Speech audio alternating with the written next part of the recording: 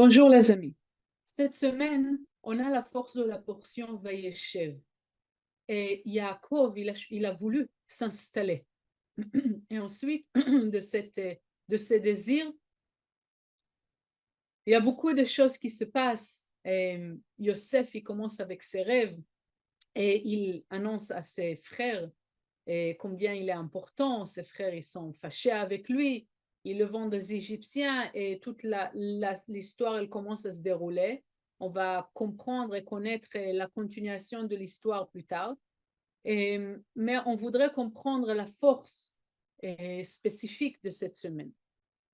La première chose, c'est le point que cette semaine, on a vraiment l'aide de l'univers de demander à vraiment être guidé par la lumière du Créateur. C'est quelque chose de très important à appliquer, de vouloir vraiment que chaque pas, chaque choix, chaque décision qu'on fait, elle soit guidée par la lumière éternelle, par cette force éternelle qui est connectée avec tout. On veut être ouvert avec cette voix plus grande que notre ego, notre pensée, notre croyance, notre manière de voir les choses. On veut voir au-delà, on veut être ouvert à tout ça. Parce que quand je suis connecté à toutes les compréhensions qui se passent dans le monde, les décisions que je prends et les actions que je prends, ils vont être beaucoup plus efficaces, plus justes. Et deux, je vais pouvoir vraiment créer une différence autour de moi qui est beaucoup plus importante. Donc, je voudrais d'abord m'arrêter avant chaque décision et pas que je prends et vouloir vraiment venir et faire cette action du point vrai ou du point sincère de l'intérieur de moi ou le point le point à l'intérieur de moi qui est bon, quelque chose qui va ramener du bien dans le monde. Si je me pose la question qu'une certaine action comme la revanche ou s'énerver ou même se sauver d'une responsabilité, ça va créer du bien autour de moi. Si je peux me poser cette question et si la réponse est non, il vaut mieux qu'on ne continue pas à prendre ce chemin-là. Donc ça, c'est la première chose, de s'arrêter et poser la question, la lumière, guide-moi, montre-moi les actions, les choix que je fais, vraiment, je veux que ce soit avec la force et la clarté de la lumière divine. Dans la prochaine étape, c'est de comprendre que chaque chose qu'on fait dans notre vie, même si on pense de comprendre pourquoi on le fait, pourquoi ça s'est passé, et il y a une raison spirituelle à la fête que je suis partie parler avec une personne ou une autre. Même quand je pense que je comprends, je veux garder une certaine humilité, que je comprends rien du tout. Ou je dirais ça autrement, qu'il y a beaucoup plus de raisons pourquoi je prends un certain chemin, pourquoi je réponds d'une certaine manière, pourquoi je parle avec une certaine personne, pourquoi je rencontre une certaine personne. Beaucoup de fois, ou la majorité de fois, où je comprends pour peut-être 1% de tout le monde qui y a derrière cette situation-là. Donc, on veut garder vraiment l'humilité, oui, de comprendre qu'il y a quelque chose de beaucoup plus grand qui se passe derrière la situation que je suis en train de vivre. Il y a beaucoup plus des étincelles de lumière que je suis en train de récolter. Il y a beaucoup plus de bénédictions que je suis pas conscient qui se passe à ce moment-là. Ok, il y a toute une réalité qui se forme derrière les 5 sens. Donc ça, c'est la deuxième chose, vraiment garder l'humilité et savoir que derrière toute la vie quotidienne qui est logique pour nous, même spirituellement logique, mais qui est logique pour nous, qui est accessible pour nous, il y a tout un monde qui se passe, il y a toutes des raisons très profondes et très importantes qui se passent derrière chaque pas qu'on fait dans notre vie. La suite, c'est quand je garde cette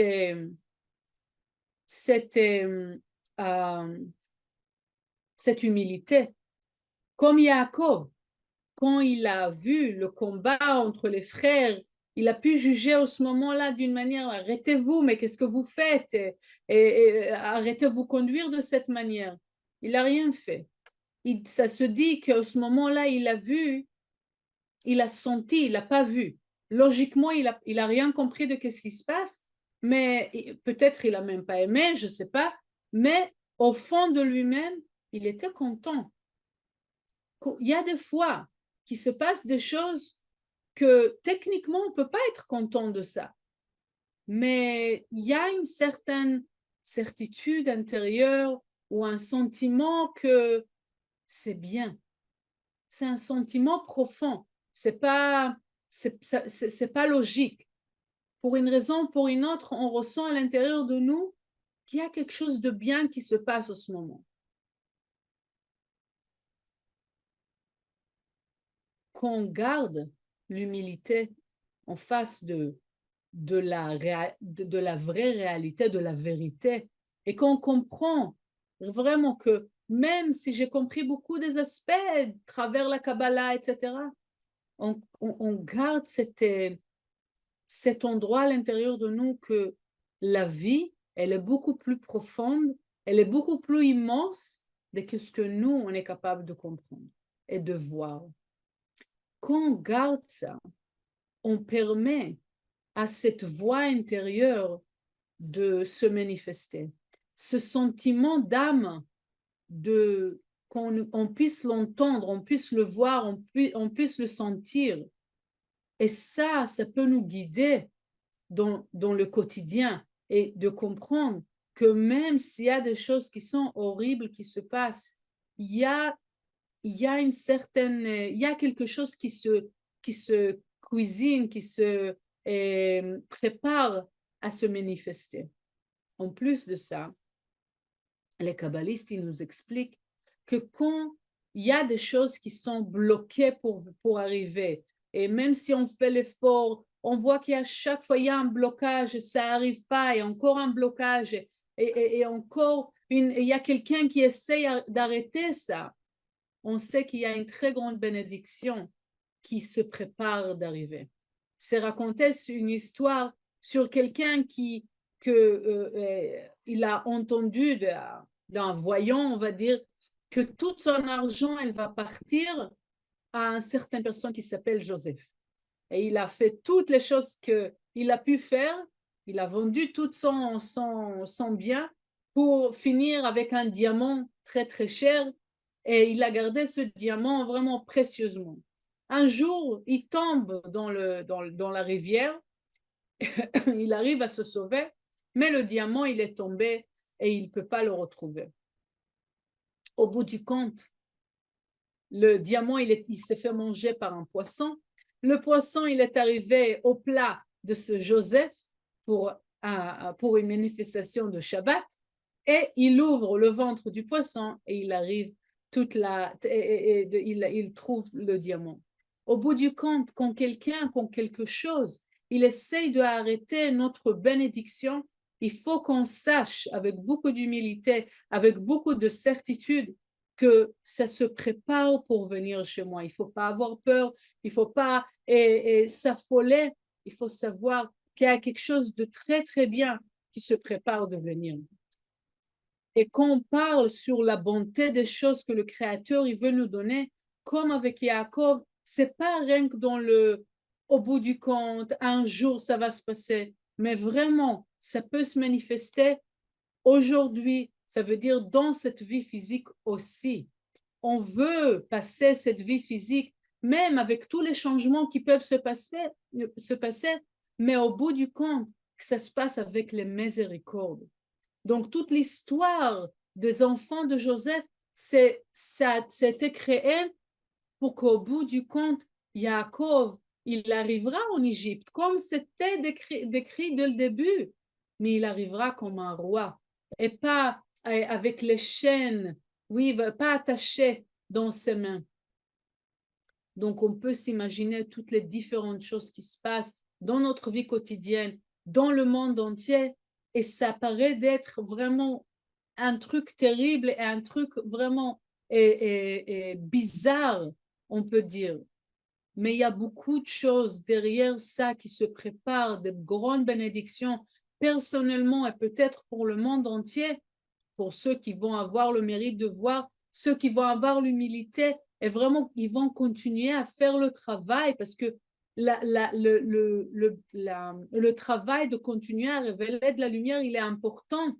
Il est important. On a deux choses. Un, c'est la résistance et le partage et sortir de nous-mêmes.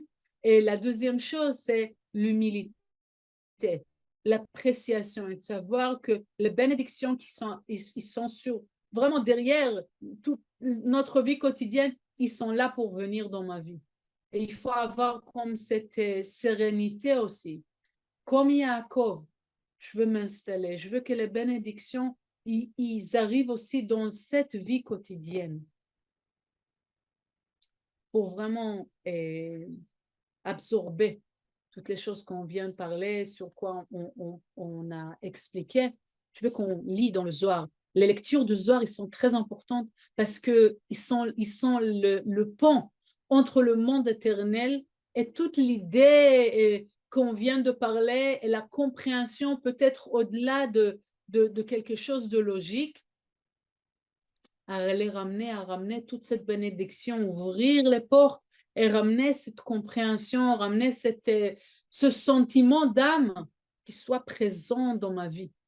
C'est pour ça que je lis le Zohar, c'est pour ça que je vous, et pas sollicite, c'est un autre mot, je vous encourage, oui, de lire le Zohar et de partager le Zohar et de donner vers le Zohar, si c'est la traduction, si c'est le projet du Zohar, chaque action qu'on peut faire avec le Zohar, on permet à ce monde de secret, à ce monde caché de se révéler. On a aussi bientôt, cette semaine, jeudi, on a la force de Hanouka. C'est vrai, effectivement, la révélation de toute la lumière est cachée, qui était cachée depuis la création du monde. Donc, chaque action qu'on prend, chaque action de partage, chaque résistance qu'on va prendre à partir de maintenant, ça va permettre, ça va permettre à encore une porte physique à s'ouvrir et encore une révélation métaphysique de prendre place dans cette réalité. Donc, vous pouvez fermer les yeux et rien que permettre aux lettres de vibrer à l'intérieur de vous et permettre à cette énergie de se manifester, de s'activer dans notre vie personnelle et bien sûr dans le monde entier, au bout du compte, pour l'unité et l'amour, qui est la chose qui présente la lumière éternelle, l'unité et l'amour inconditionnel.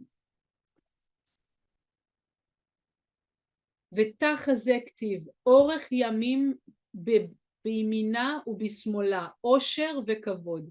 אורך ימים בהאו דהשתדל באורייתא לשמה, דאית לי אורך ימים בהאו עלמא, דווה אורכה דיומין, ואינון יומין, אינון יומין ודאי. תמן איהו, רחצנו דקדושה דלעילה, התרחץ ברנש, בהי עלמא להשתדלה באורייתא, להתעקפה בהאו עלמא. בשמאלה עושה עושר וכבוד, אגר טב ושלווה אית לי בהאי עלמא. Je vous souhaite une semaine importante et efficace. À très bientôt.